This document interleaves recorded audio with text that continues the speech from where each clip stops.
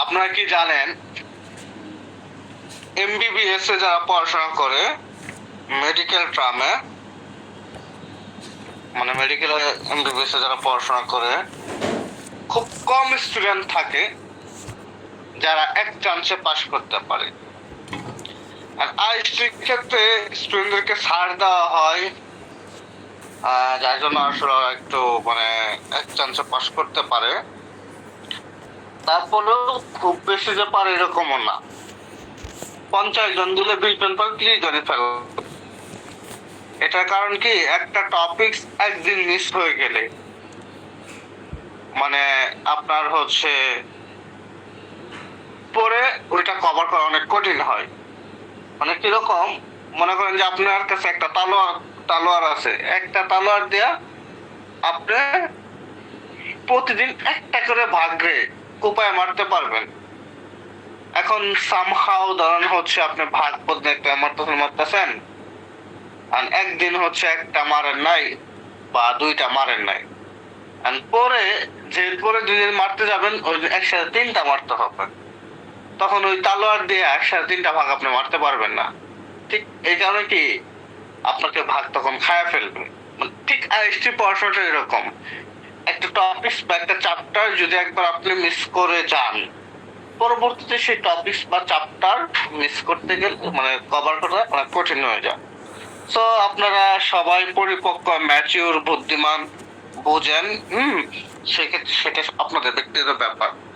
পড়াশোনার ব্যাপারে আসলে এখন আপনাদের ফোর্স দেওয়ার কিছু নাই।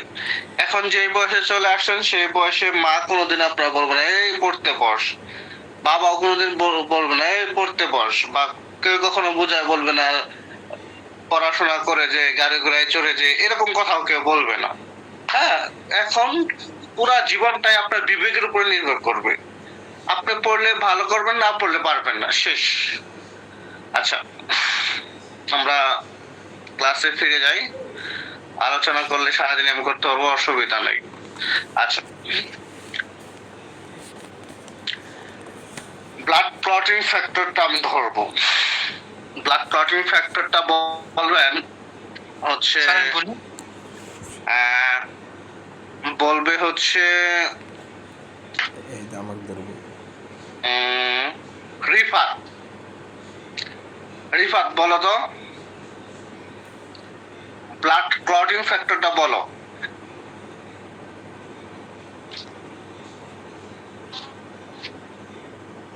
হ্যাঁ, এগুলো মাইরা মাথাটা ফাটাইয়া দিমু। আজকে বাড়িতে ছিলাম না, বিজি ছিলাম, এই জন্য পড়তে পারি না স্যার। সুমিতা রানী দাস, আপনি পারবেন? সুমিতা রানী দাস।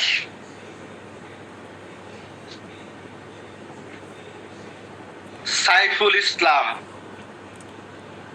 না স্যার, পড়ি নাই। রাবিয়া খাতুন।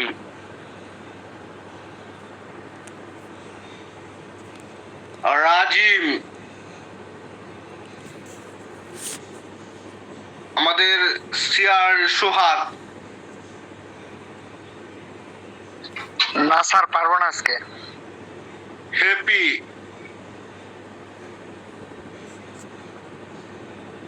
হ্যাপি। হাদিকা। স্যার পারি না। হারিয়া মুনতাসা। এমএসটি আন্নি খাতুন। জি স্যার পারবো। বলেন।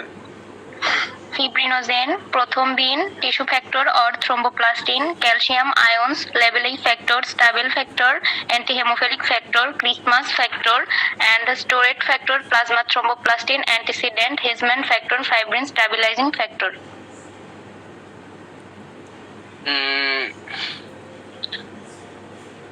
আমাদের অ্যাক্টিভ বয় তামিম, শুনতেছ? তামিম। তাসমিনা তানহা। তাসমিনা তানহা, আপনি শুনতেছেন?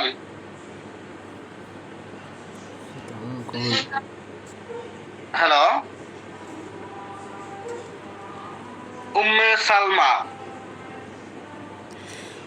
উম্মে সালমা, জি স্যার। ব্লাড ক্লটিং ফ্যাক্টর গুলো বলতে পারবেন? স্যার একটু ফার্স্টের দিকে একটু ভুলে গেছিলাম। সানজিদা সানজি, স্যার আসসালামু আলাইকুম। জি ওয়ালাইকুম সালাম। আপনি ব্লাড ক্লটিং ফ্যাক্টর গুলো বলতে পারবেন? জি স্যার। বলেন। Fibrinogen factor, প্রথমবিন factor, tissue factor or thromboplastin, তারপর হচ্ছে calcium iron level factor, stable factor, thrombocyte factor, তারপর হচ্ছে স্টার্ট ফ্যাক্টর, তার বাকিগুলো আচ্ছা ভুলে গেছি। শুনেন, ওকে, আমি আজকে আপনাদের বাড়তি একটা অক্ষর পড়াবো না, বাড়তি একটা অক্ষর পড়াবো না। আগে যে পড়াটা আছে সেই পড়াটা আমি আপনাদেরকে পড়াবো, নাকি পড়াবো বলেন? স্যার পড়ান। না স্যার, আগে স্যার, পড়ান, স্যার। বেশিরভাগ তো পারে না। তাহলে এই যে আগের গুলোই থাক। স্যার যারা পড়া নাই ওদের পড়া এটা দিয়ে দেন, ওটা পড়ে নিবে, আর আজকে অন্য কিছু পড়ান। স্যার হ্যাঁ স্যার, বেশিরভাগ আজকে তো অন্য পারে কিছু না। পড়ান। এখন মানে আপনাদের পাপে কেউ তাপ বুক করবে এটা তো ঠিক না। যারা শিখেন নাই সেটা তাদের ব্যর্থতা, অথবা আমাকে নতুন কিছু পড়াইতেই হবে, আমি নতুন কিছু যেন আগাবো। আপনারা যারা শিখেন নাই এরা অবশ্যই অবশ্যই শিখে নেবেন ইনশাআল্লাহ, ঠিক আছে? তাহলে একটু অল্প ওকে। করে পড়া দিন। আচ্ছা ঠিক আছে, আপনার এই প্রস্তাবটা ঠিক আছে, আমি অল্প করে পড়াবো, কিন্তু নতুন কিছু আমাকে পড়াইতেই হবে। অ্যান্টি কোগুলেন্ট, আমরা কোগুলেশন বা কোগুলেন্ট শিখছি বা ব্লাড ক্লটিং শিখছি, মানে রক্ত জমাট বাইধ্যে যাওয়াকেই অ্যান্টি কোগুলেশন বলে। মানে যেখানে রক্ত তার কি ফ্লুইডিটি হারায়া, blood lost its fluidity and convert to semi solid, অর্থাৎ রক্ত তার ফ্লুইডিটি বা তারলতা হারায়া সেটা হচ্ছে শক্ত হয়ে যাবে, মানে জমাট বাঁধবে, এটাকে হচ্ছে কোগুলেশন বা কোগুলেন্ট বা ব্লাড ক্লটিং বলছে। অ্যান্টিকোগুলেশন মানে কি তার বিপরীত, মানে কোগুলেশনের বিপরীত, অর্থাৎ রক্ত যাতে জমাট না বাঁধতে পারে সেটাকে কি বলা হয়? রক্ত যাতে জমাট না বাঁধতে পারে সেটাকে কি বলা হয়? অ্যান্টিকোয়াগুলেন্ট। কোগুলেশন বলা হয়। সেটাকে অ্যান্টিকোগুলেন্ট বলা হয়, ঠিক না? Substance that prevent or delay coagulation of blood call anticoagulant, অর্থাৎ যেই সাবস্টেন্স বা যেই জিনিসের মাধ্যমে ব্লাডটাকে কোগুলেশন হতে দেয় না সেটাকে বলা হয় অ্যান্টিকোগুলেন্ট, ঠিক আছে? আচ্ছা, এক্সাম্পল অফ অ্যান্টিকোগুলেন্ট, খুবই গুরুত্বপূর্ণ একটা প্রশ্ন। এক্সাম্পল অফ অ্যান্টিকোগুলেন্ট, খুব গুরুত্বপূর্ণ একটা প্রশ্ন। ফিজিওলজিক্যাল অ্যান্টিকোগুলেন্ট, তারপর হচ্ছে ক্লিনিক্যাল অ্যান্টিকোগুলেন্ট, তারপর হচ্ছে ইন ভিট্রো অ্যান্টিকোগুলেন্ট, অর্থাৎ যে অ্যান্টিকোগুলেন্ট গুলো ব্লাড কালেকশনের টিউবে ইউজ করা হয় বা ল্যাবে ইউজ করা হয় সেগুলো বলা হয় ব্যাকটেরিয়া অ্যান্টিকোগুলেন্ট। ক্লিনিক্যাল অ্যান্টিকোগুলেন্ট বলতে সেগুলোকে বোঝানো হয় যে কোগুলেন্ট গুলো আপনার হচ্ছে, ক্লিনিক্যাল কোগুলেন্ট বলতে সেগুলোকে বোঝানো হয় যে কোগুলেন্ট গুলো বিভিন্ন ধরনের ক্লিনিক্যাল বা পরীক্ষা নিরীক্ষা পারপাসে, গবেষণার পারপাসে ইউজ করা হয়।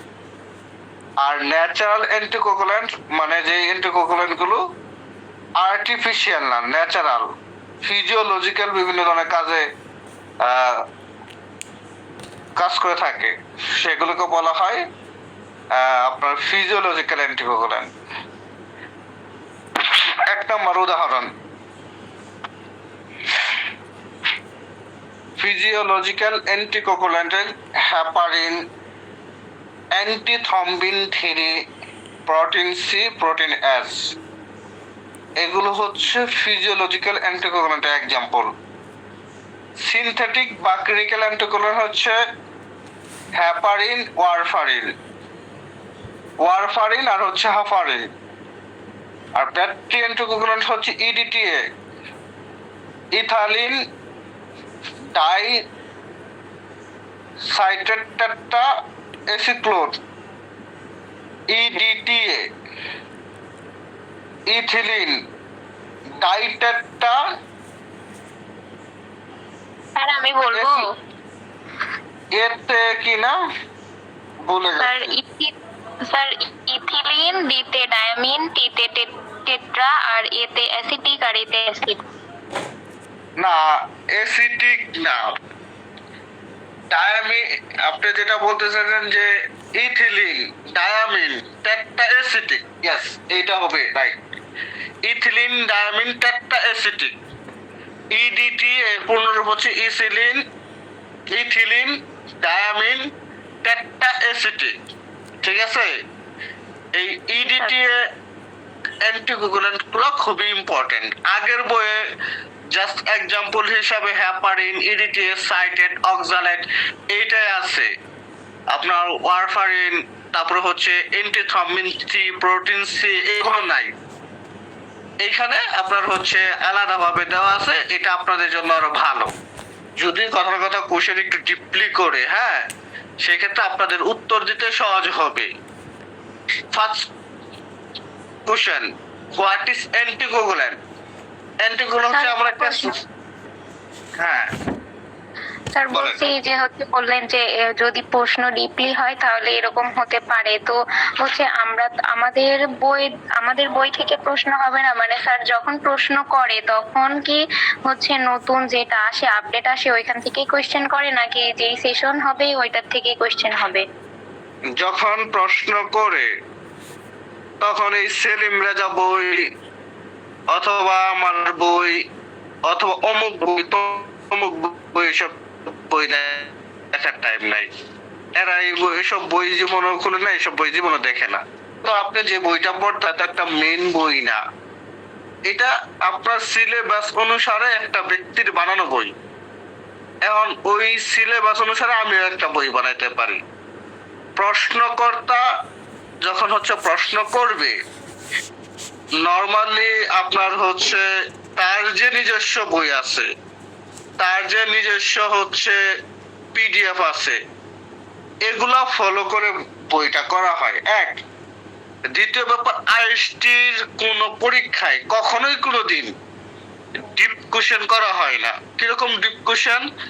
এক্সাম্পল অফ অ্যান্টিকোগুলেন্ট বললেন, এই এক্সাম্পল অফ অ্যান্টিকোগুলেন্ট একটা নার্সিং বিএসসি স্টুডেন্ট জিজ্ঞেস করবেন, ডিপ্লোমা স্টুডেন্ট জিজ্ঞেস করবেন, এমবিবিএস স্টুডেন্ট জিজ্ঞেস করবেন, বা আপনার আইএসটি স্টুডেন্ট জিজ্ঞেস করলাম। এর থেকে বেশি এক্সাম্পল কেউ দিতে পারবে না। Physiological anticoagulant, synthetic anticoagulant, vitro anticoagulant এবং এক্সাম্পল এগুলো। অর্থাৎ আপনার হচ্ছে সে সকল প্রকার অ্যান্টিকোগুলেন্ট সম্পর্কে বা অ্যান্টিকোগুলেন্টের সকল এক্সাম্পল সে এখানে ইনক্লুড করে দিয়েছে। যেটা নরমালি আইএসটিতে যারা পড়াশোনা করে অথবা ডিপ্লোমা ইন নার্সিং যারা পড়াশোনা করে বা বিএসসি নার্সিং যারা পড়াশোনা করে এদের লাগে না। এরা জাস্ট কয়টা অ্যান্টিকোগুলেন্টের নাম জানলেই হয়, ইডিটিএ, সাইট্রেট, অক্সালেট, হ্যাপারিন। এই চারটা অ্যান্টিকোগুলেন্টের নাম মুখস্থ করলেই হয়। আপনি কি বুঝতে পারছেন যে আপনি যে কোশ্চেনটা করলেন, ওই বই, ওই সেশনের বই, আপডেট বই, এগুলো কখনোই কোনোদিন কোনো কোনো পরীক্ষক সেলিম রেজা বই ফলো করে না। বুঝতে পারছেন? কারণ সেলিম রেজা এইবার এমবিবিএস আর ওইবার এমবিবিএস বইরা প্রফেসর হয়ে গেছে, যে আপনার ক্লাস নেয়, যে আপনার কোশ্চেন তৈরি করে। সো সে তার নিজস্ব বই ফলো করে। ওকে, তাহলে অ্যান্টিকোগুলেন্টের ডেফিনেশনটা মনে রাখবেন। এরপর এক্সাম্পল, মিনিমাম এই চারটা এক্সাম্পল মনে রাখবেন। ইডিটিএ, হ্যাপারিন, অক্সালেট আর হচ্ছে সাইট্রেট। মনে থাকবো? জি স্যার। ওকে, এরপর ব্লাড গ্রুপিং। স্যার এক্সাম্পল চারটা আবার এই যে হ্যাপারিন, ইডিটিএ, সাইট্রেট, অক্সালেট। ওকে, এরপর হচ্ছে ডেফিনেশন অফ ব্লাড গ্রুপ। এই যে ব্লাড গ্রুপিং করা হয় না, আপনার রক্তের গ্রুপ কি এটা জানা হয় না? এই রক্তের গ্রুপের ডেফিনেশনটা দিয়েছে, দেখেন, blood grouping is a process, আমার একটা প্রক্রিয়া of ক্লাসিফাইং blood based on presence or absence of specific antigen. আমরা আরবিসির যখন ফাংশন পড়ছিলাম সেখানে একটা তথ্য শিখছিলাম যে আরবিসির মধ্যে কি অ্যান্টিজেন থাকে, সেই অ্যান্টিজেনের উপস্থিতি অন্য ভিত্তি করে ব্লাড গ্রুপটা ডিটারমিনেশন করা হয়। একটা মানুষের যদি মনে করেন যে রক্তের মধ্যে এ অ্যান্টিজেন থাকে তাহলে তার রক্তের গ্রুপ হয় এ, বি অ্যান্টিজেন থাকলে হয় বি, আর এ বি থাকলে হয় এ বি, আর যদি কোনো অ্যান্টিজেন না থাকে তাহলে হয় ও। অর্থাৎ এই হচ্ছে অ্যান্টিজেনের উপস্থিতি, নির্দিষ্ট যে অ্যান্টিজেন থাকে তার উপস্থিতির উপর ভিত্তি করেই ব্লাড গ্রুপিং করার যে প্রক্রিয়াটা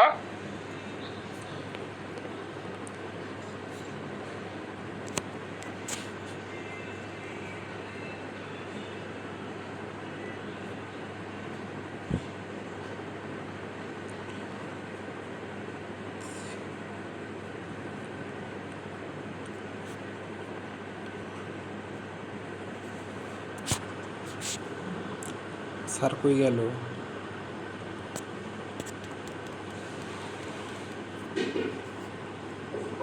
আর কে জানি কল দিছে। একটা কল আসছে।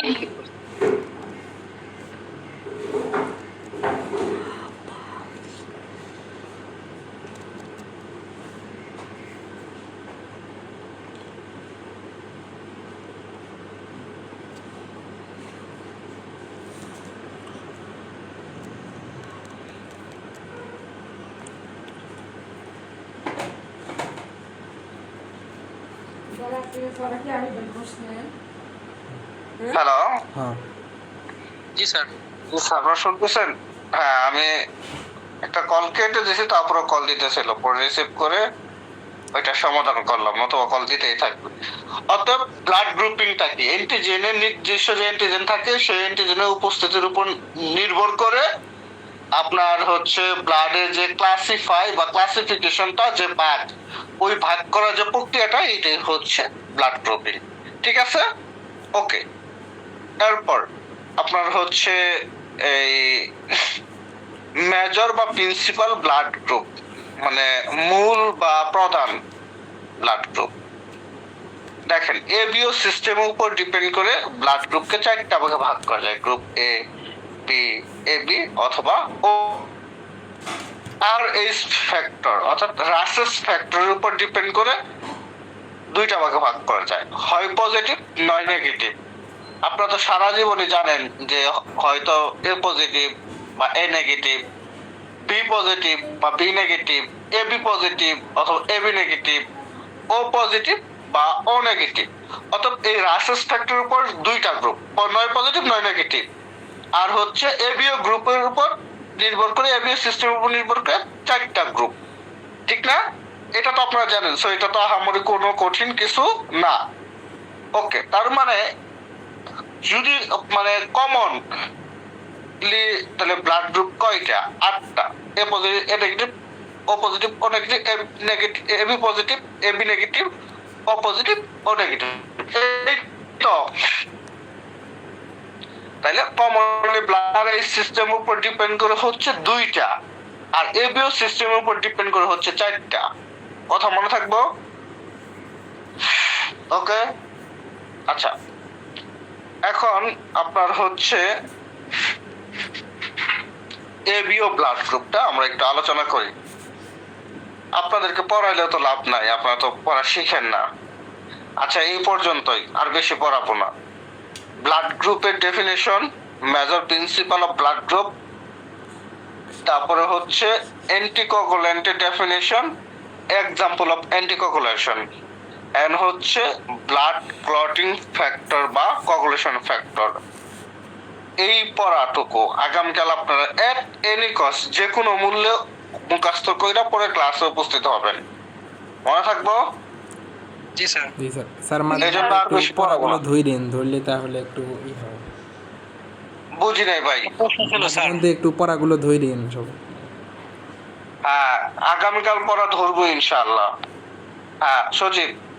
স্যার এই যে ধরেন আমাদের শরীরে ধরেন আরবিসিতে থাকে, অ্যান্টিজেন থাকে, তাহলে হচ্ছে স্যার ওই যে আমরা হচ্ছে বুঝলাম ধরেন অ্যান্টিজেন যদি এ থাকে তাহলে ব্লাড গ্রুপ হচ্ছে এ, মানে তারপরে স্যার এটা মানে আমরা বুঝবো কিভাবে, মানে প্লাস হবে কি না হচ্ছে মাইনাস? আর এস ফ্যাক্টরটা প্লাস হবে না মাইনাস হবে এটা বুঝবেন কিভাবে? জি এটা স্যার, হচ্ছে যখন আপনার ব্লাড গ্রুপিং করবেন, হ্যাঁ, যেটা ভেঙে যাবে সেটা হচ্ছে মাইনাস, আর যেটা ভেঙে যাবে না সেটা হচ্ছে প্লাস। এটা যখন হচ্ছে যে আপনার যে ব্লাড গ্রুপিং শিখবেন না, তখন খুব ইজিলি বুঝতে পারবেন। এটা খুব সহজ একটা টেস্ট, সো এটা নিয়ে টেনশন নাই। খুব গুরুত্বপূর্ণ একটা প্রশ্ন করছেন, দেখছেন কত খুঁজে খুঁজে একটা গুরুত্বপূর্ণ প্রশ্ন করছে সজীব। এখন গুরুত্বপূর্ণ প্রশ্ন করাটাও কিন্তু এক ধরনের ট্যালেন্ট। ঠিক আছে, ঠিক আছে সজীব, হ্যাঁ আচ্ছা স্যার। সবাই ভালো থাকবেন, আল্লাহ হাফেজ।